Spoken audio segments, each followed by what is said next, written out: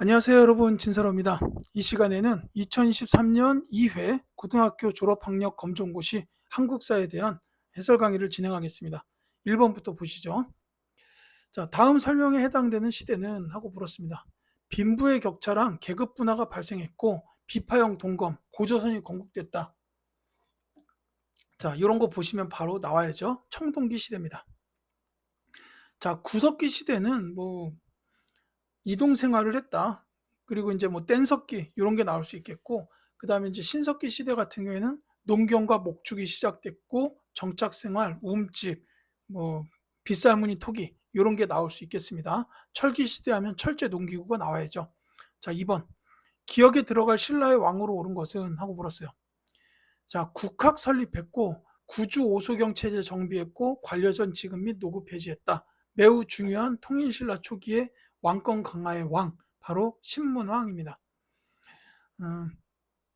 국학, 구주 오소경, 노구 폐지. 이건 정말 다중이에요. 여러분들이 다음 시험에 한능검을 볼지 아니면 수능을 볼지 모르겠지만, 거기 나오는 한국사에서도 신문왕은 굉장히 중요한 왕입니다. 자, 3번 갈게요. 다음에서 설명하는 역사서는 김부식이 편찬했다. 현존하는 우리나라 역사서 중에서 가장 오래됐다라는 겁니다. 자, 선지의 역사서가 하나밖에 없죠. 삼국사기입니다. 자, 이 고려시대예요. 김부식은 고려의 학자입니다. 고려시대. 그 다음에 오답 선지 중에서 조선 책략은 좀 알아두실 필요가 있어요. 이게 이제 조미수호 통상 조약이 맺어지는데, 죄송합니다. 조미수호 통상 조약, 이게 맺어지는데 영향을 미친 책이에요. 자, 기억해 두시면 되겠고. 자, 그 다음에 기억에 들어갈 정책으로 오른 것은 공민왕의 반원 정책이래요. 친원 세력 제거, 정동행성 이문소 폐지, 그리고 뭐가 있냐라는 건데, 대표적인 게 뭐냐면 쌍성 총관부를 공격해서 고려의 영토로 다시 편입시켰다라는 거예요. 정답이 그래서 3번입니다. 쌍성 총관부 공격, 이게 정답이 되겠죠. 이제 장영영 설치는 정조 때 일이고, 금관가야는 그 신라의 법흥왕이 정복했습니다. 치안유지법 제정된 건 1920년대라고 보시면 되겠어요. 일제강점기죠. 자, 5번. 다음에서 설명하는 제도는 하고 물었습니다. 자, 쭉 읽다 보시면 특히 세종은 왕권과 신권의 조화를 추구하여 군사 업무 특정 인사 등을 제외한 대부분의 일들을 의정부에서 논의하여 보고하도록 하였다라고 되어 있습니다. 자, 요게 바로 의정부 서사제예요. 자, 요 서가 이제 서명한다? 그런 뜻으로 이해하시면 되겠습니다. 이제 이거랑 대비되는 제도가 바로 육조 직계제예요. 요 육조 직계제는 왕이 의정부를 거치지 않고 육조로 직접 명령을 내리고 보고를 받는 이런 제도를 말합니다. 근데 의정부 서사제는 왕하고, 글씨가 안 좋네요. 왕하고 육조 사이에, 육조는 실행기관이죠. 요 사이에 의정부가 있어가지고 요 의정부 신하들, 그러니까는 영의정, 좌의정, 우의정하고 논의를 하겠다. 이게 이제 의정부 서사제라고 보시면 되겠죠. 그래서 이제 세종은 의정부의 기능을 굉장히 이제 중요시했다. 이렇게 보시면 되겠습니다. 자, 6번. 다음에서 설명하는 근대적 교육기관은, 자, 개항 이후죠. 1883년 근대학문과 외국어를 가르치는 최초의 근대적 교육기관이 함경도 덕원 주민들에 의해서 세워졌다라고 나와 있어요. 자, 다른 선지가 다 말이 안 되죠. 이건 원산학사입니다. 이 원산학사가 바로 우리나라 최초의 그 근대적인 사립교육기관이에요. 이제 그 뒤에 유경공원 같은 공립교육기관도 나오는데, 이 원산학사는 사립교육기관입니다. 요 이제 키워드 기억해 두시면 좋겠죠. 7번 가겠습니다.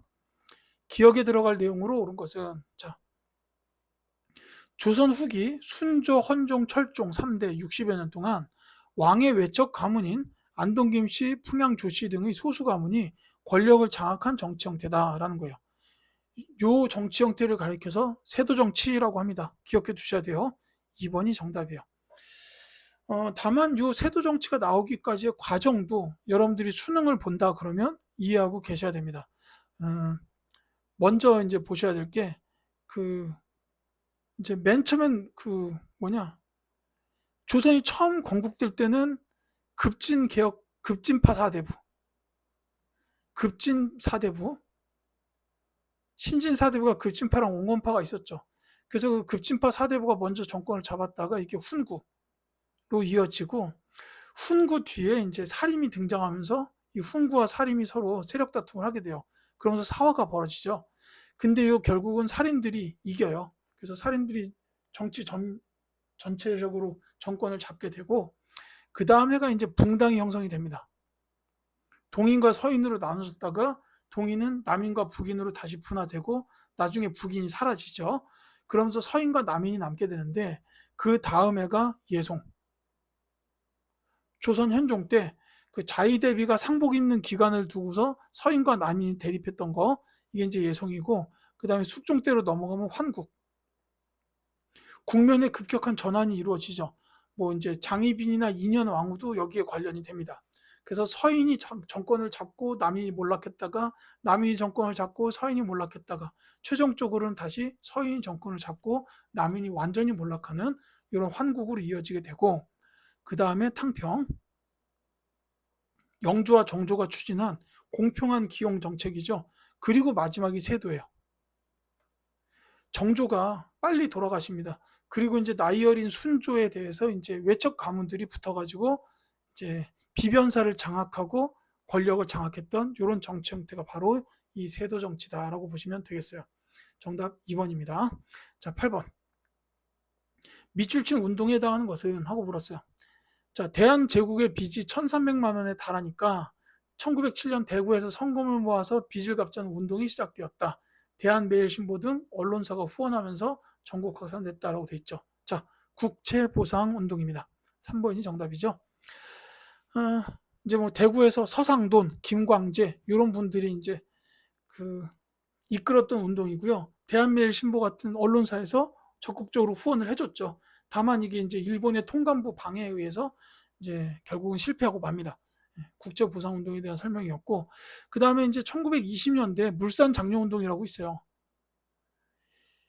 이게 두 가지가 전부 다 그 경제적인 운동이기 때문에 좀 혼동이 될 수도 있어서, 이 물산장려운동의 경우는 평양에서 시작됐고, 그 다음에 국산품 애용운동이다. 이렇게 기억해 두시면 되겠어요. 자, 그 다음에 9번. 기억에 들어갈 내용으로 옳은 것은? 자, 일본은 기억 체결에 따라서 대한제국의 외교권을 빼앗고 통감부를 설치하였다라는 거죠. 이게 이제 을사늑약이라고 보시면 되겠습니다. 통감부 설치되면서 왔던 통감이 이토 히로부미예요. 이게 이제 통감이니까 뭐 통치하고 감시하겠다 뭐 이런 거 아닙니까? 내정 간섭하는 거예요. 이 이토 히로부미 나중에 안중근 의사에게 사살당하죠. 을사늑약이 정답이었고, 10번. 을미개혁의 내용으로 옳은 것 보기에서 골라라 그랬는데, 대표적으로 두 가지 기억하셔야 돼요. 단발령이 시행된 거, 그 다음에 또 하나는 태양력을 사용한 거예요. 이제 그 전까지는 당연히 음력이었어요. 음력인데 지금 이제 태양력이라는 건 양력이죠. 지금 우리가 쓰는 달력 체계. 그래서 정답은 1번이라고 보시면 되겠습니다. 자, 11번. 기억에 들어갈 인물로 옳은 것은? 자, 기억에 통상수교 거부 정책이에요. 병인양요, 신미양요, 척화비 나왔습니다. 자, 이분은 누구냐면 고종의 아버지, 즉 흥선대원군이에요. 자, 이제 흥선대원군 하면은 왕권 강화, 민생 안정, 통상수교 거부, 이렇게 세 가지입니다. 왕권 강화는 비변사 폐지나 서원 철폐, 그 다음에 경복궁 중건 이런 게 있고, 그 다음에 이제 민생 안정으로는 호포제나 사창제 같은 게 있어요. 이 자세한 내용들은 이제 뭐 수능 한국사라든지 이런 거 준비하는 학생들은 그 기본서에서 한번 확인해 보시기 바랍니다. 자, 12번. 기억에 들어갈 내용으로 옳은 것은? 자, 이기붕을 부통령으로 당선시키기 위해 벌어진 사건으로 4.19 혁명의 배경이 되었다. 이렇게 나왔어요.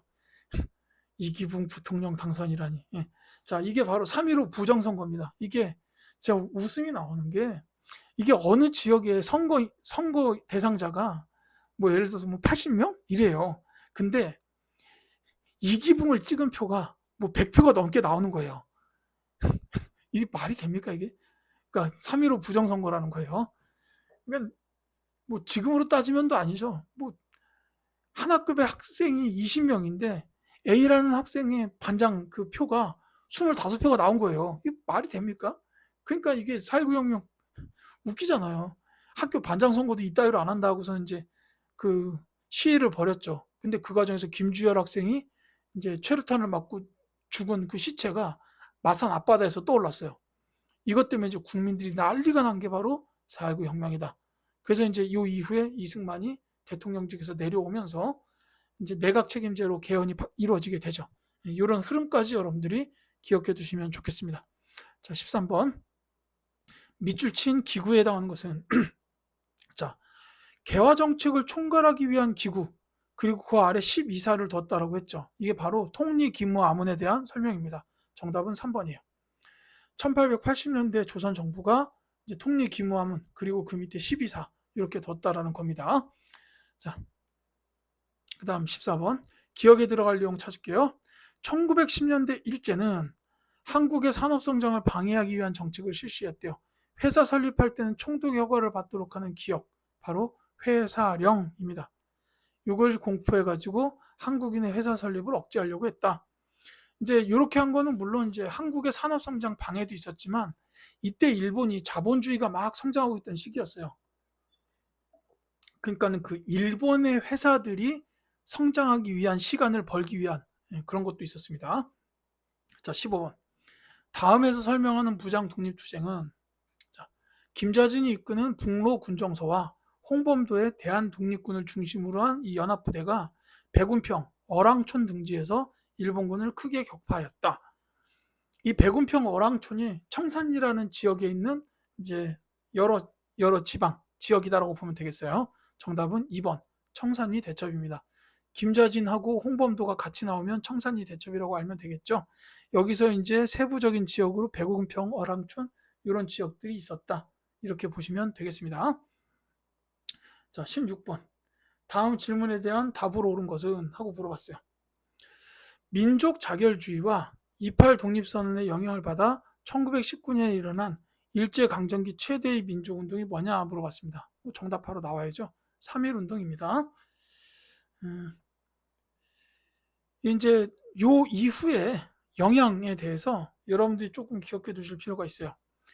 이 수능이나 한능검에서 나오는 걸로 3.1운동의 영향이 크게 두 가지가 있는데 일제의 통치 방식이 이른바 문화 통치로 전환됐다.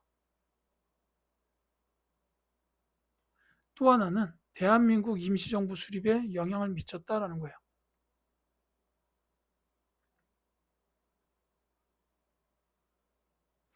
이제 이 이른바 문화통치라고 부르는 이유는 일제는 자기네들은 문화통치라고 말하지만 실제로는 민족 기만, 민족 분열 통치였기 때문이에요. 그리고 대한민국 임시정부 수립에 영향을 미쳤다라는 거 두 가지 반드시 잘 기억해 주십시오. 17번 갈게요. 다음에서 설명하는 민족운동은 하고 물었습니다. 일제는 한국인에게 고등교육 기회를 거의 주지 않았다. 이에 이상제를 중심으로 해서 고등교육기관을 설립하자는 취지 아래 한 사람이 이런 식이라는 구호를 내세우며 모금운동을 펼쳤다라는 거죠.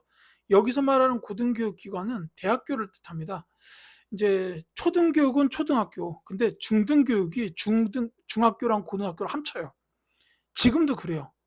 이게 그 중등교사 자격증이 있는데 그것 따면 고등학교 선생님도 할 수 있는 거예요. 그리고 고등교육기관이 대학교를 뜻합니다.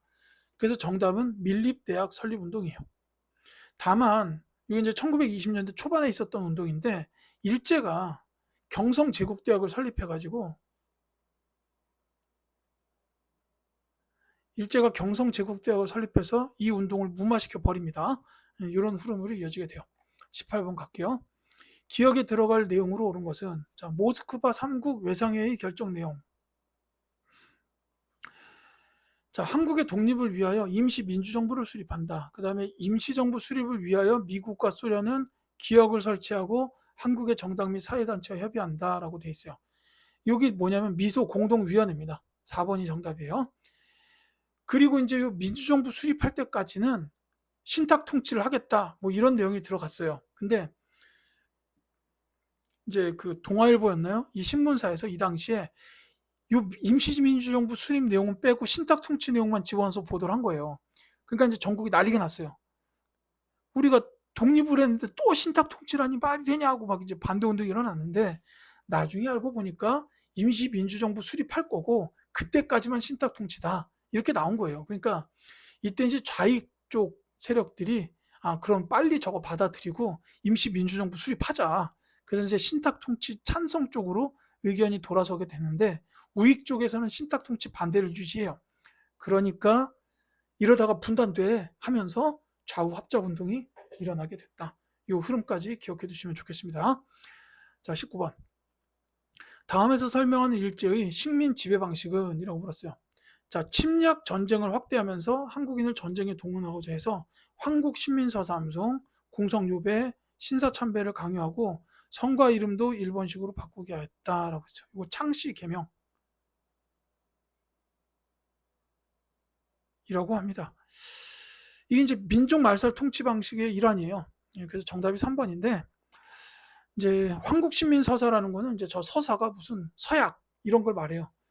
나는 자랑스러운 대일본 제국의 신민입니다. 으로서 천황폐하의 월 위에서 어쩌고 저쩌고 하겠습니다. 이딴 소리를 외우라고 한 게 이게 황국신민서사고요. 궁성요배, 사이렌이 울리면 일본 황궁 쪽으로 절을 하는 게 궁성요배예요. 이게 난 12시였나 아마 그랬을 거예요. 신사는 알죠? 일본식 종교 그 절 이런 건데, 그거를 우리나라 땅에 세워놓고 거기 가서 절해라 이거예요. 근데 여기 절 안 하면 밥을 안 줬어요. 이런 치사한 책, 하여튼 지금 욕 나올 뻔했죠. 뭐 이래가지고 신사참배 안 하면 밥도 안 주고, 이 창씨 개명 이거 이름 일본식으로 안 바꾸면은 뭐 어디 기차나 이런 것도 못하게 하고 막 이랬어요. 참, 이 말씀 드리다 보면은 제 스스로 좀 열받을 때가 있는데, 지금 좀 그랬습니다. 어쨌든 이게 민족 말살 통치. 그래서 이제 한국인에게 한국인이라는 생각을 지워버리고 일본인이라는 의식을 심어줘야 자기네들이 실행하는 전쟁에 내보내서 총을 줄 수가 있는 거예요. 만약에 저 민족 말살 안 시키고 그냥 전쟁 내보내잖아요. 그럼 그 총 어떻게 할까요? 그 총을 일본 쪽에 돌리겠지. 그러니까 그렇게 안 하려고 민족 말살 먼저 시켜놓고 전쟁에 참가시키려고 이렇게 한 겁니다. 20번 갈게요. 다음에서 설명하는 인물은, 자, 사진만 봐도 알아야 되고요. 안 그러면 한인애국단, 대한민국 임시정부의 주석, 백범일지까지 나왔네요. 김구 선생입니다. 백범 김구. 이분 현대사에서 뭐 빼놓으면 안 되는 분이죠. 뭐 여기도 나와 있지만 한인애국단, 그다음에 임시정부 주석. 이게 이제 그 임시정부가 한인애국단 활동이 성공하면서 윤봉길 의거가 성공하면서 상하이에 있다가 충칭으로 가잖아요. 8년인가 걸려서 이제 그 과정에서 계속 이제 그 임시정부를 이끌었던 이런 분이에요. 그리고서 이제 광복해가지고 와서도 이제 남북 분단의 위기에 도래하니까 김규식과 함께 남북 협상하러 북한도 가고 막 이랬었죠. 자, 21번 볼게요. 기억에 들어갈 내용으로 옳은 것은 하고 물었습니다. 일제 식민 지배에 협력했던 민족 반역자를 청산하는 것은 민족 정기를 바로잡기 위해 필요한 일이었다. 이에 1948년 제헌국회는 국민적 여론과 헌법에 따라서 기억을 제정하였다라고 되어 있어요. 민족 반역자 청산, 이게 반민족행위 처벌법. 그리고 여기에서부터 반민특위. 그래서 친일파들 불러다 조사하죠. 영화 암살에 보면 늙은 이정재 씨가 배 걷고 이 총알 자국이 어디서 맞았고 막 이게 나오는 게, 그게 이제 반민특위에서 있었던 일이에요. 자, 근데 이 제헌국회가 반민족행위 처벌법 제정하였다라고 나와 있잖아요. 이 제헌국회는 시급한 법만 제정하는 딱 2년짜리 국회였어요. 그래서 이 제헌국회가 만들었던 법이 헌법하고 그다음에 농지기억법하고 반민족행위 처벌법, 이렇게 세 가지 만든 거예요. 가장 급한 법이 저 세 개라고 봤던 겁니다. 나라를 세워야 되니까 헌법은 있어야 되고, 그 다음에 이제 또 하나가 농지기억이 굉장히 시급했어요. 목표는 뭐였냐면 모든 농민들이 자기 땅에서 농사를 짓게 만드는 거. 이게 농지기억법의 목표였고, 그래서 시급했던 거고, 이 반민족행위 처벌법도 지금 광복한 지 얼마 안 된 이 시기에 친일파들 빨리빨리 잡아야 된다 그랬다는 거죠. 근데 이 반민특위의 활동을 이승만 정부가 좀 방해를 해요. 그래가지고 친일파 청산이 완벽하게 되지 못했습니다. 지금까지 이어져 왔어요. 여러분들도 아시죠? 어쨌든 정답은 4번입니다. 22번. 다음에서 설명하는 사건은 하고 물었어요. 1980년 신군부 세력은 비상계엄을 전국으로 확대했다. 이에 맞서 광주의 학생과 시민들은 격렬하게 저항했다. 그래서 당시 관련 기록물이 유네스코 기록유산으로 등재되어 있다라고 돼 있죠. 자, 5.18 민주화 운동이라고 보시면 되겠습니다. 이걸 예전에는 뭐 광주 사태 뭐 이렇게도 얘기하고 광주 민주화 운동이라고도 했는데, 이 광주에서 주로 이루어졌던 운동인 건 맞지만 다른 지역에서 이루어지지 않았던 건 아니에요. 이 비상계엄을 전국적으로 확대하는 과정에서 다른 지역의 저항은 사그라들었고 광주에서만 끝까지 저항을 했었다라는 차이가 있을 뿐입니다. 이제 그 점을 꼭 반드시 잘 기억해 두셨으면 좋겠어요. 자, 광주에서 주로 있었던 게 5.18 민주화 운동입니다. 자, 23번. 기억에 들어갈 전쟁으로 오른 것은 북한군의 남침, 인천 상륙작전 145태 정전협정 이렇게 됐죠. 6.25 전쟁을 뜻합니다. 제가 이거 말씀드리다 보면 가끔씩 이게 북한군이 들어왔으니까 북침 아니냐 뭐 이렇게 얘기하는 사람들이 있는데 그 말 들을 때마다 좀 사실은 열도 받아요. 어떻게 보면 좀 비상식적인 언행이기도 하고, 그 피해를 본 쪽을 기준으로 쓴다라고 이렇게 보시면 되겠습니다. 그 친구의 손가락에 내 항문이 찔렸으면은 그 뭐 막말로 얘기하면 똥침이잖아요. 이게 이제 맞은 사람 쪽에서 써야 돼요. 그러니까 남쪽이 침략을 받았다. 그래서 남침입니다. 이것만 좀 이해해 주셨으면 좋겠어요. 자, 24번 갈게요. 박정희 정부 시기에 있었던 사실로 옳은 것을 보기에서 고른 것은 하고 물었습니다. 자, 결론만 말씀드릴게요. 이 박정희 정부는 그 경제 발전을 일단 최고의 과제로 갖고 있었어요. 근데 경제 발전하기 위해서는 일단 종잣돈이 필요합니다. 어느 정도의 뭐가 투자가 이루어져야 거기서부터 발전을 하는 거니까 종잣돈이 필요한데 그것마저 없었어요. 그래서 종잣돈을 마련하기 위해서 했던 게 뭐냐면 한일 수교, 한일 협정이죠. 반대도 무지하게 많았습니다만 추진했어요. 그 다음에 또 하나가 이제 베트남 파병. 종잣돈 마련을 위해서 한 겁니다. 또 하나가 이제 독일, 파독, 광부 및 간호사. 그러니까 독일의 광부랑 간호사를 파견시키면서 저분들의 월급을 담보로 잡아서 대출을 받은 거예요. 정부에서. 이제 이런 식으로 해가지고 이제 뭐 베트남 파병은 그냥 대가를 받은 거고 파독 광부나 간호사는 대출을 받은 거고 뭐 이런 건데, 어쨌든 이런 식으로 해서 종잣돈을 마련해 가지고 이제 그 다음에 했던 게 경제 발전이죠. 뭐 처음에는 경공업 위주로 했다가 나중에 중화공업으로 바뀌고 경부 고속도로 건설하면서 물류 체계를 빠르게 만들고 이러면서 이제 나중에는 수출 100억 달러 달성하게 되는 이런 과정으로 경제개발 5개년 계획들이 착착착착 이제 성공적으로 이루어지게 됐었습니다. 그래서 이제 그 들어갈 게 기업, 베트남 파병 들어가고요. 또 하나는 정치적인 부분에 있어서 이제 대통령 2번 했으면 원래 그만해야 되거든요. 당시 헌법상. 근데 한 번 더 하고 싶으니까 삼선 개헌을 했어요. 그러고 나서도 또 하고 싶으니까 유신헌법으로 나간 겁니다. 그래서 정답은 기업과 디귿 2번이 된다. 이렇게 보시면 되겠습니다. 자, 그 다음에 마지막 25번 볼게요. 기억에 들어갈 지역으로 오른 것은 하고 물었어요. 1905년 러일 전쟁 중에 일본은 기억을 자국의 영토로 불법 편입하였다. 연합국 최고사령관 각서 677호의 기억이 한국 영토로 표기되어 있다라고 되어 있습니다. 자, 읽다 보면 아시겠죠? 바로 독도입니다. 이 관련된 키워드 중에 하나만 더, 아니, 두 가지만 더 말씀드리자면 안용복이라는 분이 있어요. 조선 숙종 때의 그냥 일반 어부, 일반 양민인데 이분이 일본을 가가지고 여기 너네 땅이냐 우리 땅이냐 이 독도가 그래서 조선의 땅이라는 거 아예 확답을 받고 왔어요.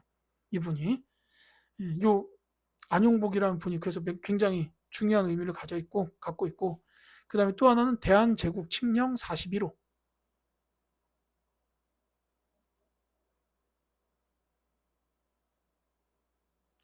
이 대한제국 칙령 41호에 의해서 독도는 대한제국의 영토다라는 게 공식적으로 선포가 됐었습니다.